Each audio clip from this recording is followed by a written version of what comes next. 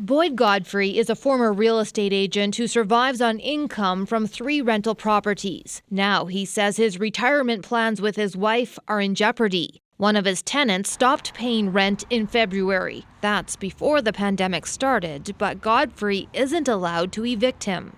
Since the moratorium has been put in place, it's ridiculous. The government has stopped us from being in a position to evict residential tenants, but they're expecting the landlords to cover the cost of it.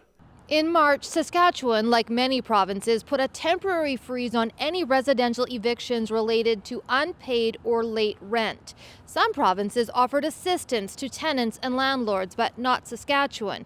And here, the Landlords Association estimates that since April, residential landlords have been unable to collect $30 million in rent. Landlords say the payment rate among people who lost their jobs is improving. We can attribute better payments to more financial assistance from the federal government. Now, our main concern is with tenants who are deliberately withholding rent because of the eviction ban. Godfrey says he's out $10,000. His tenant says he's receiving some federal assistance, but he still can't pay rent. I didn't ask for this. Half of Canada did not ask for this. I've always had work.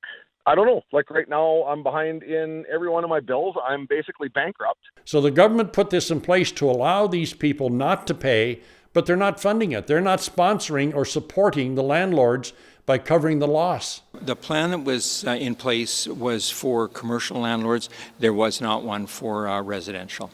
Justice Minister Don Morgan says the ban on evictions will be lifted by the end of summer, and renters will be on the hook for unpaid rent. If a tenant's just chosen to take a rent holiday, we've told them all along the rent doesn't go away. And there's no doubt in my mind there's going to be a lot of evictions going on when they do open it up, because there's a lot of landlords out there who are suffering. The province expects landlords and renters to work out a payment plan for delinquent rent. Bonnie Allen, CBC News, Regina.